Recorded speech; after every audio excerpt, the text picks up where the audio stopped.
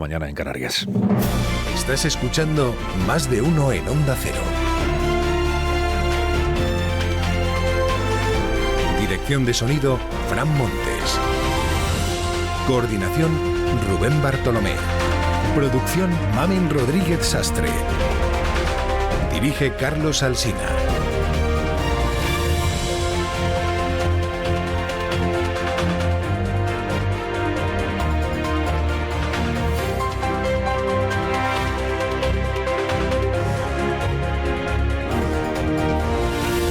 Los señores se saludan muy sonrientes, como si de verdad se alegraran de verse, se estrechan la mano, como si de verdad quisieran hacerlo, se les ve tan a gusto, ¿verdad?, que nadie diría que se detestan mutuamente. Aparecen en casi todas las primeras páginas, son naturalmente el presidente sin presupuestos Pedro Sánchez y el aspirante sin apoyos para descabalgarle Alberto Núñez Feijóo, que se vieron ayer en el Palacio de la Moncloa. Imagino que está usted enterado o enterada.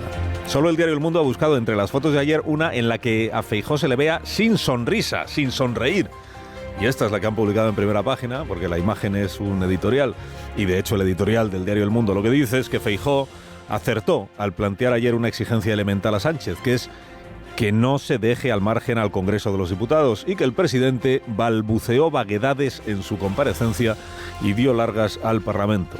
El mismo enfoque aparece en ABC, que dice que Sánchez se escuda en Europa para esquivar al Congreso, aparece en La Razón, los socios se preparan para el trágala, y aparece en El Español, donde llaman a esta nueva etapa que se abre etapa de gobierno personal. Dice que el presidente se aleja de sus socios de izquierda y no tiene intención de acercarse al Partido Popular. Gobierno personal o personalista, como dice el editorial, podría parecer un eufemismo de gobierno autocrático, que es lo que dijo el señor Núñez Feijóo. Ayer Sánchez, por cierto, aludió sin nombrarlo a José María Aznar. Pareció una crítica, pero igual estaba buscando un aval. Otras administraciones públicas, otros gobiernos, metieron en guerras ilegales e injustas a España sin pasar por el Parlamento. Otros lo hicieron, sin pasar por el Parlamento. En rigor, el Parlamento español debatió y votó sobre Irak antes de que empezase la invasión estadounidense, en voto secreto, a ver si así alguno del PP cambia, pero tenía mayoría absoluta el PP en aquel momento, claro. Y cuando Aznar días después se planteó enviar tropas, y él siempre decía en misión de paz, que no de combate, fue el PSOE quien más le recriminó a Aznar que ignorara el Congreso de los Diputados. Bien, así se va escribiendo la historia que le voy a contar. El País también deduce que Pedro Sánchez no tiene intención de someter el aumento de gasto militar al Parlamento, y no lo ve bien, pero sí lo justifica.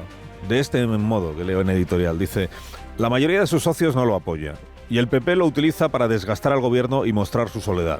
La geometría variable no es posible en este momento tan delicado. La ausencia de apoyo de las Cortes a este trascendente asunto es una anomalía de la que todos son responsables.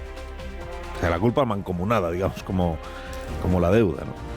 La Vanguardia se fija en que la Moncloa ensalza la postura del PNV ante la del Partido Popular.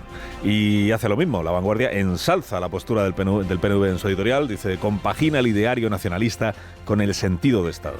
Después invita al PP a mostrar ese sentido de Estado, a no abundar en riñas locales y en rencillas españolas. Así como le parece comprensible al diario La Vanguardia que partidos de izquierda extremen sus críticas al gobierno, no se lo parece que el PSOE y el PP no vayan de la mano en este asunto. Paradoja del día de ayer. Fue el ministro de la Diplomacia, el menos diplomático de todos, y asumió el papel de azote de Núñez Feijóo. Es que no está a la altura de las circunstancias. España necesita una oposición de Estado y no una oposición de desgaste al gobierno. Que Álvarez se haya especializado en atizar a Núñez Feijóo tiene su aquel, ¿verdad? Que lo hiciera justo el día en el que Sánchez se esforzaba en impostar cordialidad, pues sugiere que el ministro ha convertido su oposición a la oposición en un hábito ya, que lo tiene tan interiorizado que no puede estar sin hacerlo ni un solo día, y sobre todo sugiere que fue a Exteriores a quien se le encomendó la labor de hacer oposición ayer al líder del Partido Popular. Se le encomendó a Exteriores hacer oposición de Interiores, digamos. A veces se fija en esta encomienda y se sorprende de que compareciera Álvarez en lugar de Margarita Robles, que es la ministra del Gasto Militar, de la que dice que estuvo desaparecida aunque tenía completamente despejada su agenda pública del día de ayer. Opiniones sobre este estilo de gobierno personalísimo. Casimiro en El Independiente dice que solo desde la soberbia y la falta de sentido histórico puede comprenderse que Sánchez quiera llevar a cabo este cambio de rumbo sin el visto bueno del Congreso.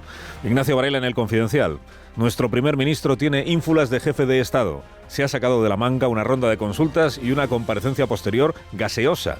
Se escurre como una lagartija para no reconocer su verdadero dilema.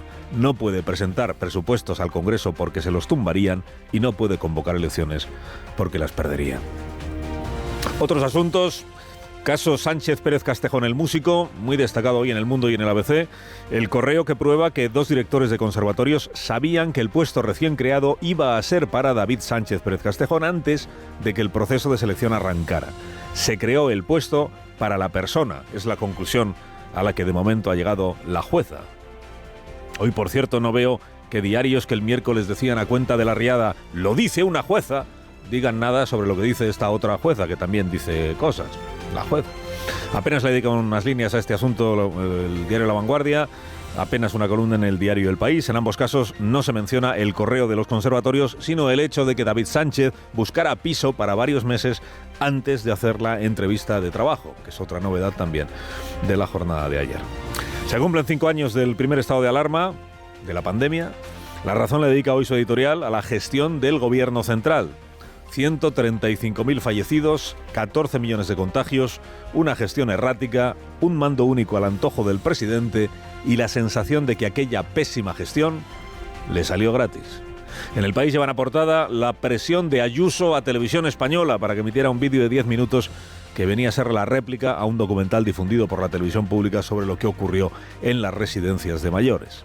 En El Ideal de Granada llevan en portada a Dani y Leo, que son 2 hermanos. Dani tiene 5 años, nació en un país confinado. Les han hecho la foto en el balcón desde el que empezaron a descubrir el mundo. Dice este diario que, como consecuencia de la pandemia, el teletrabajo ha crecido un 6%. Y dice artículo 14 que lo que hizo retroceder la pandemia fue la igualdad, que castigó más a las mujeres y que retrasó una generación el calendario previsto para cerrar de una vez la brecha de género. El Mundo reconstruye la reunión en la Moncloa, no del 14 de marzo, que es cuando se declara el estado de alarma, sino del 12 de marzo, 48 horas antes, que es cuando el presidente decidió que lo iba a declarar.